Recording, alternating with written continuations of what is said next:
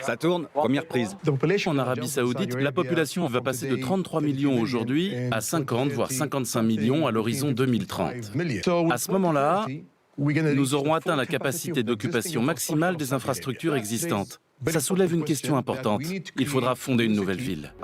Je ne vois vraiment pas qui pourrait dire non à un tel projet. Je peux vous certifier à 100% que ce sera l'œuvre la plus extraordinaire du premier quart du XXIe siècle. Tout d'abord, je me suis dit, qu'est-ce que c'est que ça? Il y a une composante morale qui plane dans l'air. Il ne faut pas être trop intelligent ou trop expérimental, ni faire de choses trop originales. Moi, j'étais habitué à l'originalité. Au XXe siècle, le futur est quelque chose d'excitant. Après la guerre, on pensait pouvoir inventer un monde meilleur et plus démocratique. C'était une vision courageuse. Ça me plaît toujours, tout simplement parce que c'est beau. À travers l'histoire, on a vu des gens, des rêveurs, des penseurs qui voulaient imaginer la vie dans le futur. De nos jours, le monde est coincé dans un embouteillage. Il souffre du manque d'interaction sociale. Les gens parlent de villes, mais en réalité, ce sont des bidonvilles. Quand on parle d'énergie, on parle de pollution. Le monde doit repartir de zéro. La majorité d'entre nous vit en zone urbaine. Donc, il faut partir de là. Ça veut dire quoi d'être le concepteur en chef d'un projet de cette envergure? Ça veut dire avoir peur. Toute honnêteté, la première fois qu'on se penche sur ce projet, on est obligé de se dire, mais où ont-ils la tête? Si ça marche, ce sera pour ainsi dire la nouvelle Babylone. Si ça ne marche pas, ça restera une expérience intéressante. Les moments les plus précieux sont ceux où l'on ne sait pas si on se trouve en face d'une idée totalement délirante ou de quelque chose de vraiment profond. Mais dès qu'on s'y met plus sérieusement, on commence à envisager toutes les possibilités qui s'offrent à nous. Et on se dit que cette idée est peut-être bien réalisable. Pourquoi pas? De nombreux projets deviennent raisonnables au fur et à mesure de leur avancement. Et je suis convaincu que c'est le cas pour celui-là également. La question reste ouverte. Les gens disent souvent que les projets en Arabie Saoudite sont irréalisables, trop ambitieux. Ils peuvent continuer. Nous continuerons à leur prouver qu'ils ont tort. C'est l'un des projets les plus attendus et les plus intrigants de l'histoire de l'urbanisme. Le monde entier se demande si ce plan ambitieux d'une mégapole dans le désert saoudien est réellement un modèle pour l'avenir. The Line, le plus grand projet d'infrastructure de l'histoire de l'humanité, promet une révolution dans la vie urbaine. Mais de quoi s'agit-il? Qui va le construire et est-ce que ça peut réellement fonctionner? Tout le monde se rend à l'exposition universelle de New York. Les gens viennent des 4 coins du monde. Tous les 40 ou 50 ans, il y a un phénomène de résurgence incroyable, où la technologie, l'État, la politique et la culture convergent vers une unité formidable. À l'exposition universelle de New York, on a Futurama. Mesdames et messieurs, voici l'avenir. On n'avait jamais rien vu de tel. Si vous voulez mon avis, je pense qu'il est quasiment inévitable qu'un projet comme Neom finisse par être lancé. Nous avons de l'espace et devons loger 10 millions de personnes. Alors autant tout construire de zéro. Mais où et comment débuter la conception d'une ville en partant de rien? Qu'est-ce qui fait une ville réussie? Et comment éviter un cauchemar dystopique? Les villes sont nos constructions sociales les plus grandes et les plus complexes. En tant qu'architectes, nous les traduisons en réalité physique. En avançant dans le XXIe siècle, les villes sont à la racine de nos plus gros problèmes. Nous vivons une époque où nous avons peur pour l'avenir. Nous vivons désastre après désastre. Pour certains, c'est l'idée même du progrès qui est à la base du problème. Le futur est en pause. Tant de questions sans réponse. La menace qui pèse sur notre planète est telle que nous ne pouvons absolument pas y faire face avec des vieux procédés. Nous nous approchons dangereusement d'un précipice. Et la falaise s'écroule sous nos pieds. Tout va changer et on ne sait pas ce qui va émerger. Dans tous les projets que j'étudie, on parle beaucoup des problèmes de durabilité, mais il y a une absence complète du sentiment d'urgence. L'humanité tout entière est face à un défi. Il faut comprendre que nous avons commis des erreurs, que nous avons presque tout fichu en l'air, et qu'il faut maintenant rattraper nos bêtises. Bizarrement, la panique que l'on devrait voir si l'on prenait vraiment les choses au sérieux est absente de beaucoup de projets. Dans cette opération, par contre, La panique est bien présente. Les visions que nous avions du futur en disent beaucoup sur la période à laquelle elles ont été inventées. Les voitures volantes, vivre sur une autre planète. Reyner Banham a dit « À quoi ressemblera l'avenir ? Il y aura des monorails. » Si on regarde nos visions actuelles de l'avenir, que contiennent-elles ? De la verdure, pas vrai? Tous les dessins d'architectes contemporains que vous pourrez consulter présentent des murs végétaux, des arbres. C'est la preuve que l'environnement occupe une place centrale dans nos visions pour l'avenir. C'est ainsi que Neom, les créateurs de The Line, ont créé une réponse à ces défis et une vision audacieuse de l'avenir. Une ville zéro émission, sans voiture. Mais comment fonctionnera-t-elle? The Line est un projet qui intrigue beaucoup et qui laisse beaucoup de gens perplexes. En fait, il peut paraître déroutant, même pour ses concepteurs. Si je suis en haut de cet immeuble et que je dois aller en haut de cet autre immeuble, il faut descendre en ascenseur, puis remonter. Ça prend 10 à 15 minutes. Si on avait pu marcher entre les deux immeubles, ça aurait pris 2 ou 3 minutes. Voilà ce qu'on veut faire avec The Line. The Line fera 170 km de long. Il y aura 140 modules de 200 mètres de large et de 800 mètres de long chacun, qui se situeront également à 500 mètres au-dessus du niveau de la mer. Chaque module pourra accueillir 80 000 personnes. Une fois terminé, The Line aura une capacité d'hébergement de 9 millions d'habitants. En fait, c'est une ville verticale. Mais une ville verticale, construite selon une structure particulière et complètement innovante. The Line promet de réinventer tous les aspects de la vie citadine. Mais depuis sa genèse en 2017, son développement se fait dans le plus grand secret. C'est étrange que ça ait été secret, étant donné l'envergure du projet. C'est difficile de passer à côté. On a pris le temps de comprendre les relations avec l'architecture, mais c'est la première fois que j'entends des questions comme « Est-ce qu'on a pris en compte la courbure de la Terre ?» et « Comment ça fonctionne ?» L'architecture, c'est un monde assez petit. J'ai des amis proches qui travaillent dans cette ville et j'ai fini par apprendre qu'ils travaillent d'une façon ou d'une autre pour Neom. On reste discret, mais les choses finissent par se savoir. J'ai reçu un appel en février 2019. Avant de comprendre ce qui se passait, j'étais au téléphone avec une personne très dynamique. Et j'ai appris plus tard qu'il s'agissait d'Anthony Vives. Les villes dont l'architecture est réussie ont quelque chose de musical. C'est ce rythme qui rend ces villes mieux que d'autres. Certaines villes n'ont aucun rythme. Elles l'ont perdu. Ce que j'ai dit a dû leur plaire. Et on a rejoint l'équipe. L'aventure commençait. Nous avons abordé de nombreuses idées. Pourquoi ne pas construire un cercle qui mettrait en valeur le mouvement, la mobilité, les trains? On construirait doucement jusqu'à pouvoir accueillir 10 millions de personnes. On se creuse la tête en équipe. On a organisé une compétition avec les meilleurs concepteurs du monde, chacun nous présentant une ville en améliorant des méthodes qui existaient déjà. À l'exception d'une personne qui a dit « Vous savez quoi, au lieu d'un cercle, on va faire une ligne droite ». C'est là que l'idée est née et qu'on a commencé à approfondir. Dès les premiers instants de la compétition, il était évident que nous avions l'opportunité unique de concevoir l'urbanisme du XXIe siècle. Le but était de construire une ville, donc on n'allait pas remporter la compétition en ne construisant rien. On a fini par se dire que si on devait construire quelque chose, il faudrait que notre projet ait la plus faible empreinte possible. Tenter d'imaginer concevoir un tel projet sans même avoir fait des repérages sur place était assez intimidant. Ce n'est qu'une fois dans l'hélicoptère, avec toute cette beauté sous les yeux, que c'est devenu plus facile. Il ne s'agissait pas de créer quelque chose de connu. Il fallait combiner des éléments afin que cet environnement puisse continuer à exister. Le nord-ouest de l'Arabie saoudite est encore intact, quasiment désert.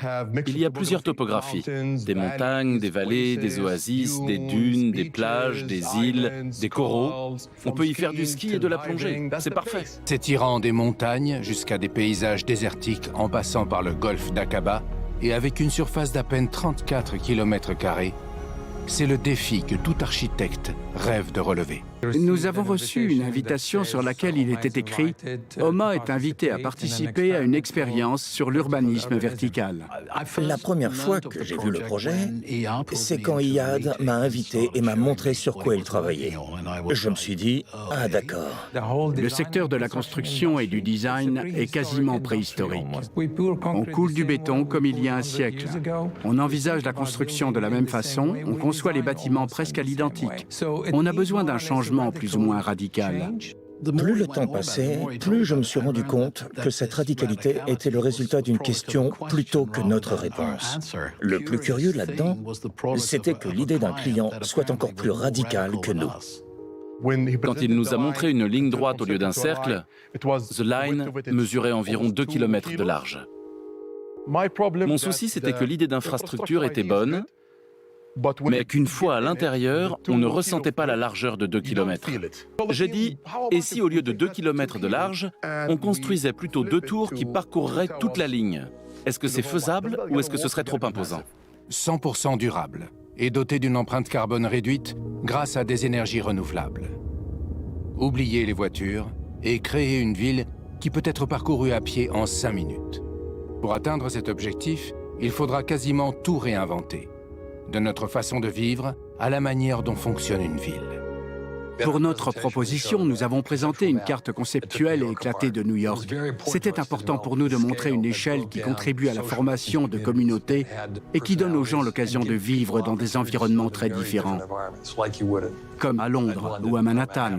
Tom a très bien compris que nous étions à la recherche de quelque chose de novateur, de presque poétique. C'est un projet incroyablement complexe, mais quand on y réfléchit bien, l'idée directrice est très simple, n'est-ce pas? C'est facile à comprendre. On peut avoir tendance à dire « oui, d'accord », mais le plus excitant, c'est de capturer l'essence des villes intéressantes. Nous avons contacté Sir Peter Cook, légende vivante de l'architecture et de l'urbanisme. Je lui ai présenté l'idée et il m'a répondu « Pardon, vous avez bu, cher ami ?» Il y a plusieurs années, j'ai conçu un projet qui est devenu assez célèbre et qui s'appelle Plug-in City.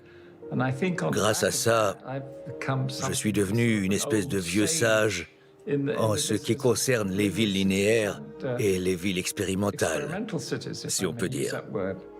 Ça doit être un projet très intéressant pour lui à ce stade de sa vie, étant donné son passé et la manière dont il a influencé l'architecture. Après un mois, Sir Peter Cook me disait « Tony, on va en faire une réalité. » Personnellement, j'aime partir de l'idée de base d'un projet et la modifier, l'arranger.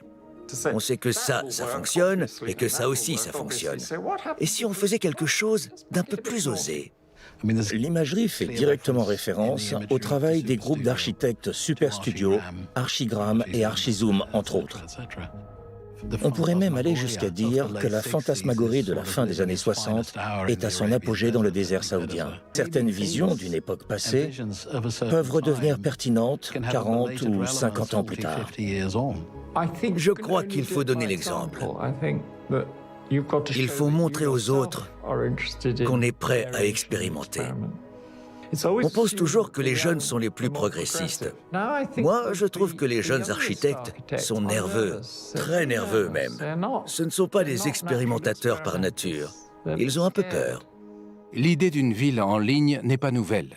On retrouve des motifs linéaires dans toutes les villes du monde. Mais très souvent, la ville linéaire par excellence n'a pas dépassé le stade de rêve. Parfois, la ville linéaire a du sens. Bilbao, par exemple, située dans une vallée fluviale, ou bien d'autres villes côtières où l'on veut être près de la plage, comme Dubaï. C'est là que la ville linéaire prend tout son sens. Nous avons peut-être besoin des expériences osées et de l'assurance du milieu du XXe siècle pour surmonter nos défis actuels.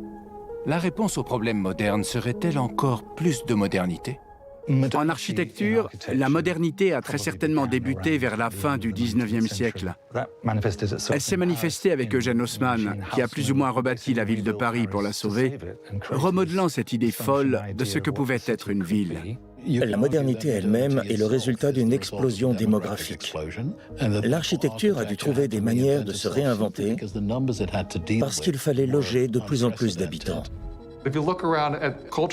Avec toutes les cultures qui construisent des tours à perte de vue, en disant que c'est comme ça qu'on crée une société, peut-être qu'il est temps de repenser notre idée de l'urbanisme. Parmi 20 entreprises de première classe, 5 ont été choisies pour développer leur propre module et donner vie à The Line, pour créer notre vision collective de l'avenir. Tout le monde attend ça avec impatience, mais ça n'a jamais vraiment été fait, et certainement pas à cette échelle. C'est surprenant pour le monde de l'architecture. On n'a pas vu une telle avancée depuis longtemps. On doit réimaginer la ville du futur selon une approche descendante. Toutes les villes qui existent sont basées sur des méthodes passées. Et on passe notre temps à devoir résoudre des problèmes. Le modèle de ville existant doit être modifié en permanence. Avec une approche descendante, on peut inventer The Line. C'est ainsi que les meilleurs architectes du monde se réunissent pour travailler sur un projet idéaliste et futuriste dans un endroit isolé. C'est l'une des idées les plus folles de leur carrière à tous. Mais l'idée d'une compétition prend un tournant inattendu. Je suis allé à Londres pour une présentation. La réunion allait commencer. On m'a demandé « Ça vous dérange si un autre groupe nous rejoint ?» À partir de là, j'ai compris que ça allait être un dialogue. Je me nourrissais de l'énergie des autres et les autres se nourrissaient de la nôtre. Je me souviens que Peter Cook a approché une équipe en disant « Et si on allait prendre un verre pour apprendre à se connaître ?» C'était assez convivial, maintenant que j'y repense. On n'aurait pas dit une réunion de travail. Il y avait quelques comptables quand même, mais on ne les écoutait pas beaucoup. On a eu l'opportunité de concevoir un projet où l'inclusion de toutes ces infrastructures différentes s'est faite de façon collective. Il n'a pas fallu longtemps pour oublier la compétition et travailler ensemble à construire une histoire sur l'habitabilité. À chaque étape, ce projet exige une innovation de la part de tous les participants. Le but final est de tout penser différemment. Pour avoir travaillé quotidiennement avec des architectes, je leur dis toujours « Il faut mettre votre cerveau dans la machine à laver, la faire tourner et trouver de nouvelles idées. Il est indispensable de quitter sa zone de confort. » En tant qu'architecte et urbaniste, on doit tout envisager sous des angles différents. Quand on a commencé à travailler sur ce projet, plusieurs personnes ont évoqué la mission Apollo des années 60. Voici le véhicule qui propulsera 3 Américains vers la Lune pour le plus grand voyage du siècle. Il y a eu une incroyable synergie des instances gouvernementales, sous la présidence de John Fitzgerald Kennedy, pour réunir les plus grands esprits des États-Unis. La NASA et NEOM sont jumelles dans un certain sens, à 60 ans d'écart. Ce sont des projets différents, mais ils sont tous deux uniques. Vous imaginez bien le nombre de sceptiques, toutes les critiques et les personnes qui demandent si c'est vraiment possible. C'est vraiment très osé. Nous avons 10 ans pour concevoir ce que nous pensons être l'habitabilité du futur et pour l'expliquer aux gens. Mais pour donner corps à une vision aussi radicale, on a parfois besoin d'inspiration venue d'ailleurs. Je discutais avec 2 physiciens quantiques et l'un a jeté un œil à son collègue, puis vers moi en me disant « Tu sais quoi ? C'est l'heure de faire appel aux poètes maintenant.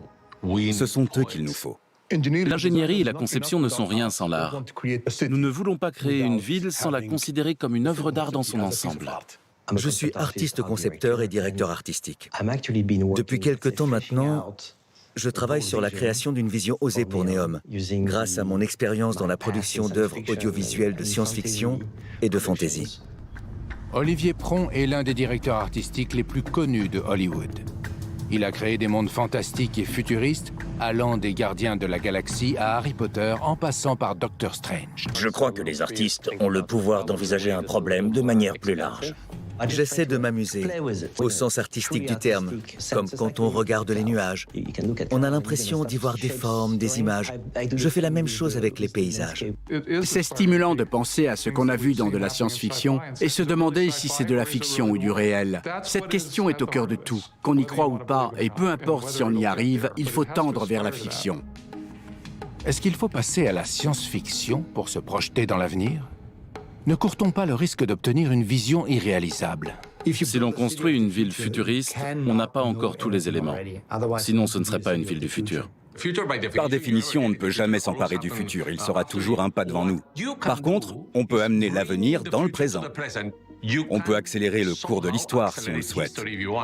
Et tout à coup, le futur est là. Parfois, on se dit, on aurait pu faire ça, mais c'est déjà fait. Et ce n'est pas la réponse à une commande, mais la commande elle-même. Alors, comment s'y prendre? L'urgence du projet continue à influencer l'apparence et l'atmosphère de la ville en demandant toujours plus d'innovation. Mais est-ce réalisable? Est-ce pratique, possible ou même souhaitable? L'idée d'une ville linéaire réinterprétée en tant que ville linéaire verticale est un pas en avant. L'être humain aime l'horizontal et a tendance à éviter la verticalité à tout prix. Les ascenseurs et les escaliers constituent des interruptions brutales de mouvement et on déteste ça. Et si on envisageait plutôt le sol comme plusieurs paliers, plutôt que comme un endroit unique vers lequel on descend toujours? Ce serait comme un rez-de-chaussée omniprésent, puisqu'on aura la pizzeria et le pressing à n'importe quel étage, le terrain de foot à n'importe quel étage. Et ces parcours suspendus permettront d'aller d'un point à l'autre en moins de 5 minutes.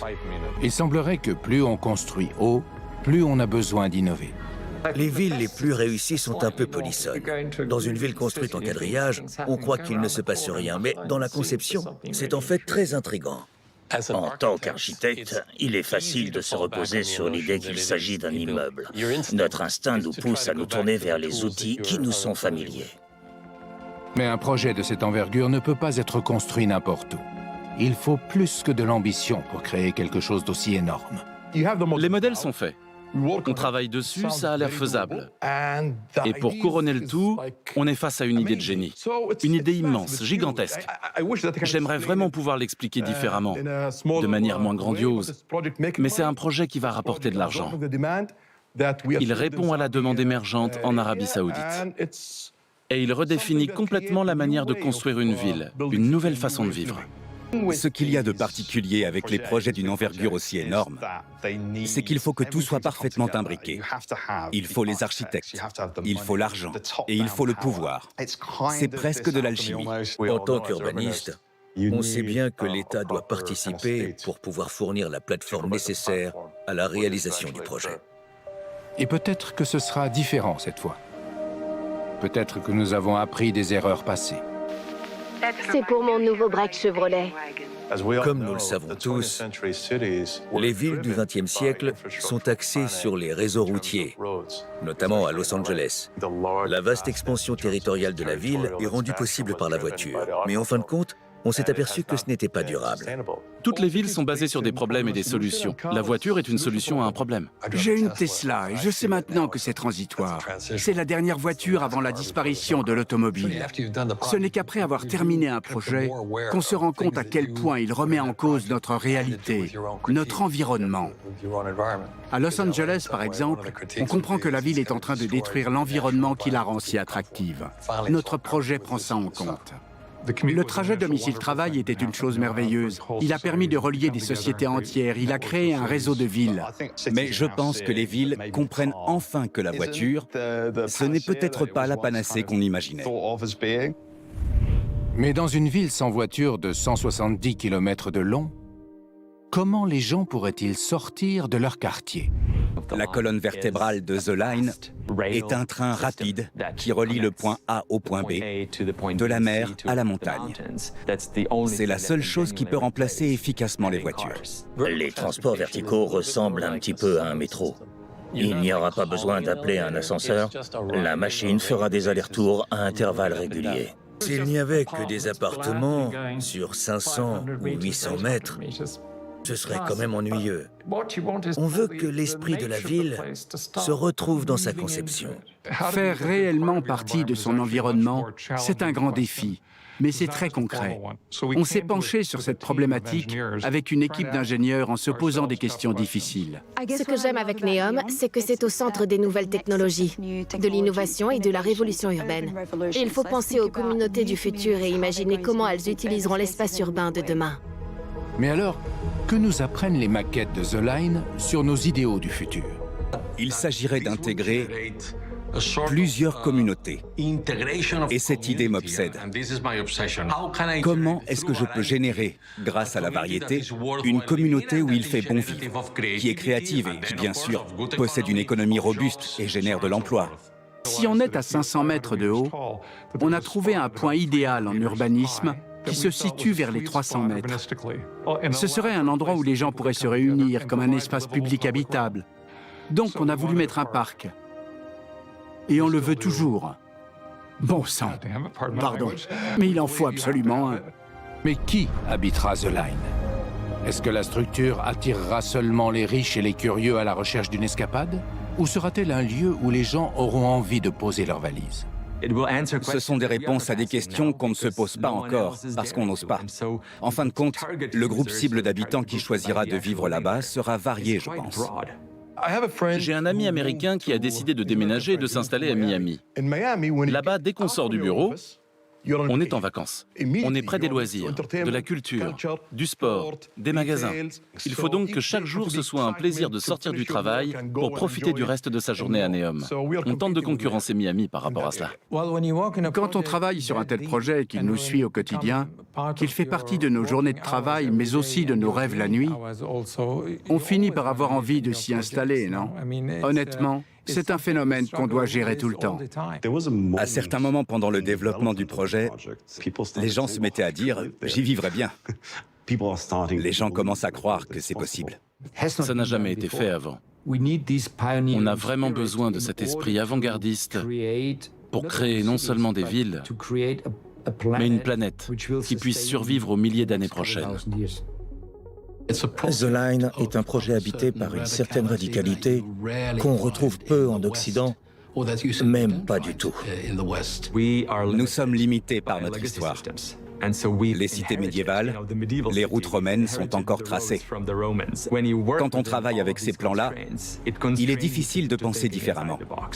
Si les architectes qui ont dessiné Manhattan avaient eu nos capacités technologiques, ils auraient fait quelque chose de similaire à Neom. Ils auraient tenté de maintenir la densité de population à un niveau acceptable pour s'assurer que la créativité, que les interactions et le dialogue soient possibles, tout en préservant un accès direct à la nature.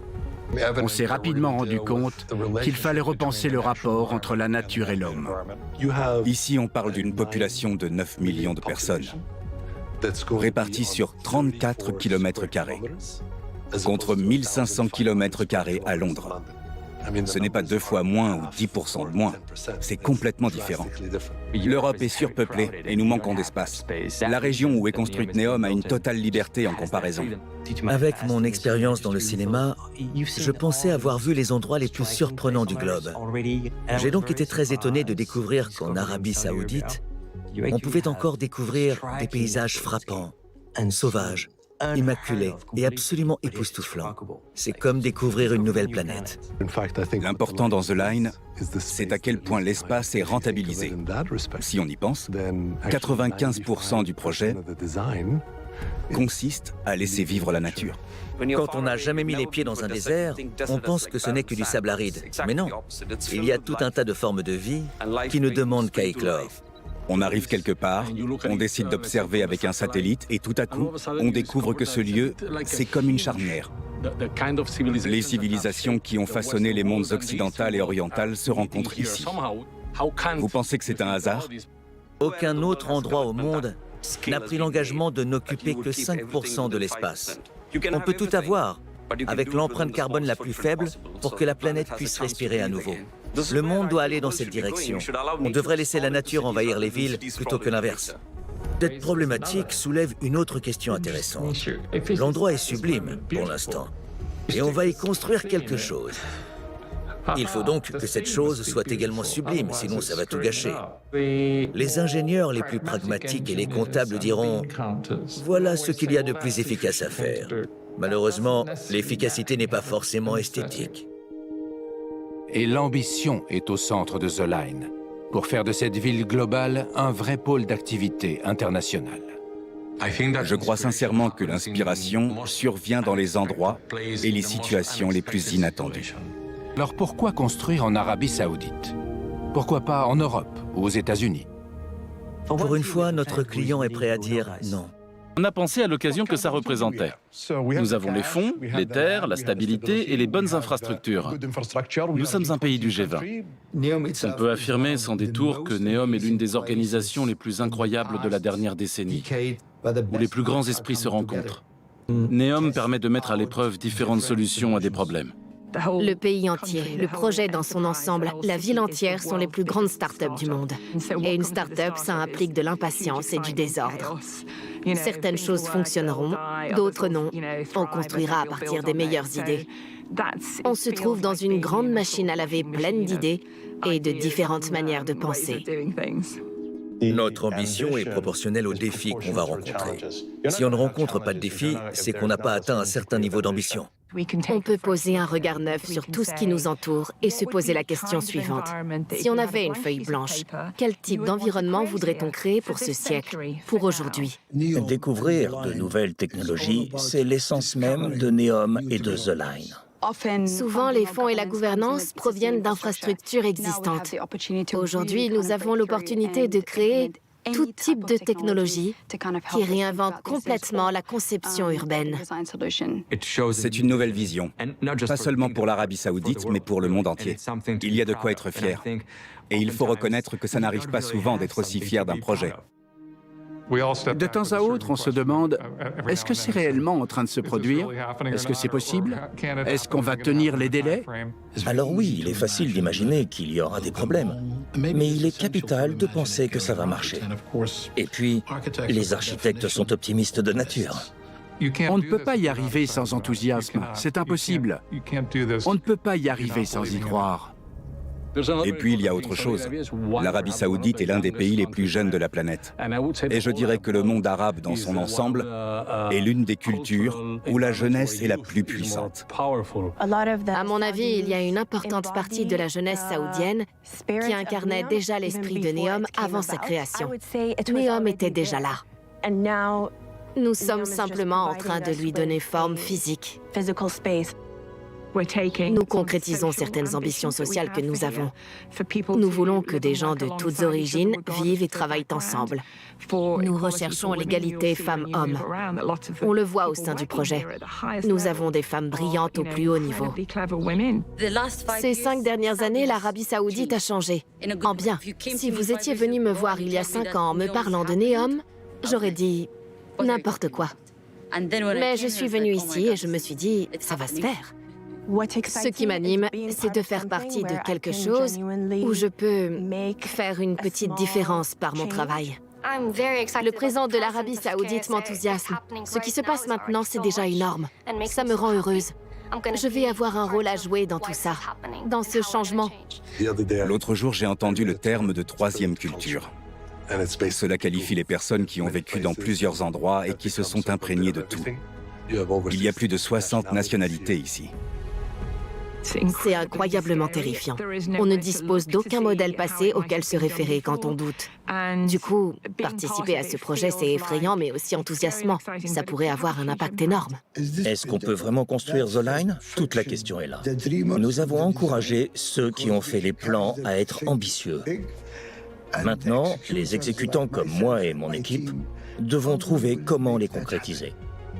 Ce projet, c'est l'opportunité pour tous ceux qui y participent de faire quelque chose de totalement inédit.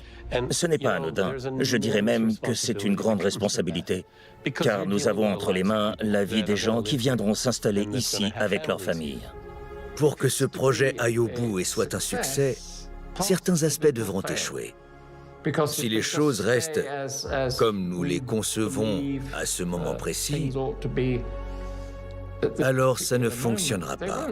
Les villes qui prospèrent réellement sur le long terme sont celles qui ont l'énergie, la capacité et les infrastructures nécessaires pour se réinventer. Une ville vous trahira forcément. C'est comme ça. Si je décide que cette parcelle sera un hôtel, 10 ans plus tard, l'hôtel se sera transformé en bureau ou en copropriété. On aura beau dessiner une ville dans les moindres détails, les gens en feront leur propre utilisation. Et l'environnement sociopolitique la transformera. Ils imaginaient avoir un parking ici, mais il y a un parc. Et à la place du parc, il y a un parking. Il faut donc être souple et flexible pour s'adapter rapidement à ces changements. Parce que si on ne s'adapte pas, on disparaît. Avec les ingénieurs, on a décidé de construire une sorte de châssis aux éléments modulables. Ce châssis sera libre d'évoluer pendant le processus de construction ou après que la construction est terminée. On pourra complètement le retirer, le renvoyer à l'usine, faire des modifications et le remettre. Pour rendre le désert humain, il faut une ingénierie verticale très élaborée. En plus, la planète devient de plus en plus inhabitable.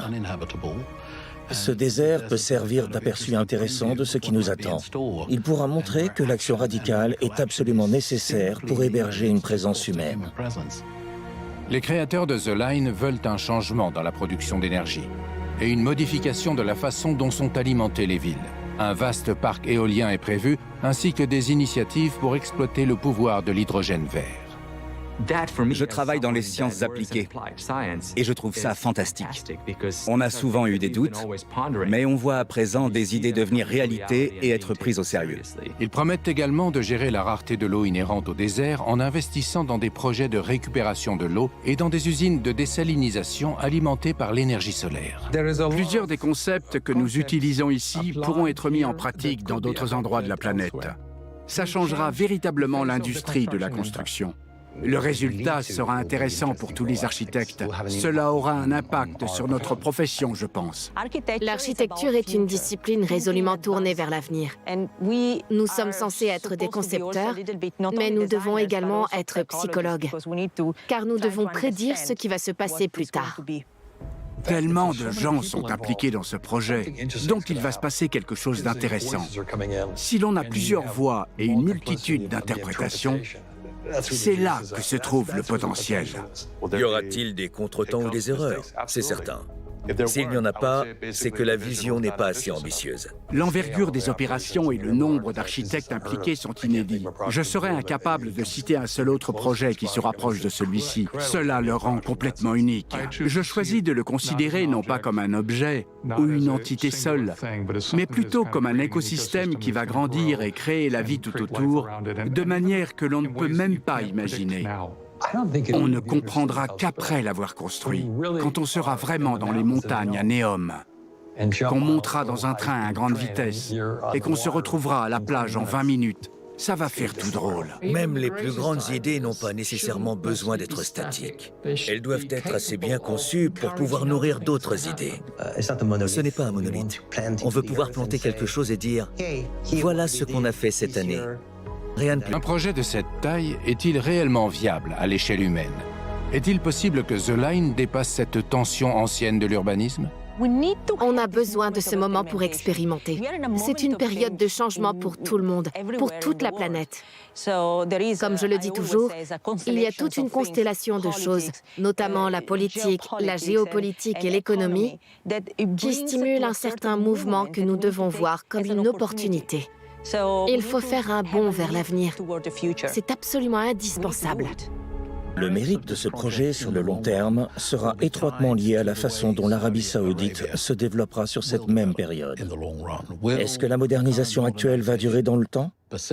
Est-ce que ce pays, que nous rejetions auparavant pour ses aspects conservateurs et qui vivait du pétrole, poursuivra son entrée fracassante dans le XXIe siècle? Est-ce que cette évolution sera vraiment durable? Si c'est le cas, alors un projet comme celui-ci sera vu comme le symptôme d'un changement bénin. La construction de la ville a déjà commencé. La fin de la première phase est prévue vers 2030, comme envisagé par l'Arabie saoudite. Pour voir émerger la totalité des 170 km, il faudra encore attendre longtemps. Et c'est peut-être là l'intérêt. La première phase présentera une possibilité. Ce sera une pique au monde entier, suggérant que l'avenir est plus proche qu'on ne le croit. Ce qu'on essaie de démontrer, c'est qu'on pense qu'il existe une façon différente de faire les choses. Est-ce que c'est la bonne solution pour tous? Aucune idée. Est-ce que c'est une solution pour certains des problèmes que vous rencontrez? On pense que oui. L'idée, c'est que nous soyons comme votre boîte de pétri. On va faire les tests. Certes, cet environnement est unique, mais tout le monde pourra en tirer des leçons. Au fond, notre objectif principal, c'est de créer la civilisation de demain. Et nous devons encourager d'autres nations à faire de même pour une planète plus saine. Il est peut-être temps de réinventer l'urbanisme et de repenser la manière dont vivront les gens. C'est de cette manière qu'on aboutit à un tel projet. en se posant cette question. La question, c'est comment créer quelque chose de mieux? Et la réponse à cette question, eh bien, je peux vous dire qu'elle me fascine et qu'elle me terrifie en même temps. On a déjà évoqué un tel projet par le passé, mais personne ne l'a concrétisé. Maintenant, il n'y a plus qu'à se lancer et à le faire sortir de terre. Facile, n'est-ce pas? Rien n'est impossible. Et l'échec est tout à fait acceptable, c'est vrai. Mais si on ne va pas au bout de ce projet maintenant, on ne fera jamais de bond vers l'avenir. Ce qu'on fait, c'est qu'on chasse une licorne.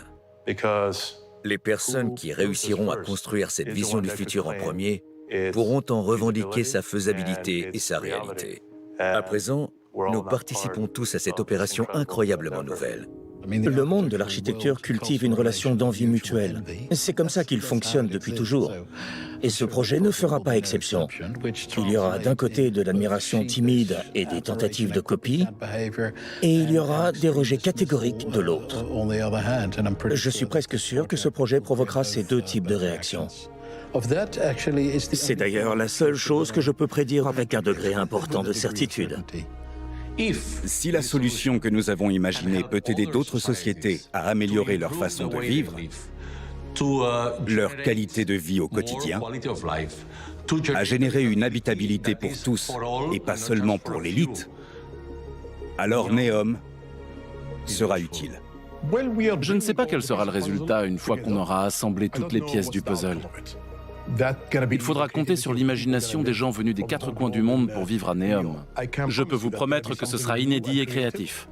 Mais pour l'instant, on reste dans l'inconnu. Qui vivra verra. Derrière toute cette grandeur et cette vision, il y a un petit groupe de personnes qui cherchent à s'améliorer. Et je crois que c'est ce qui doit demeurer au cœur du projet.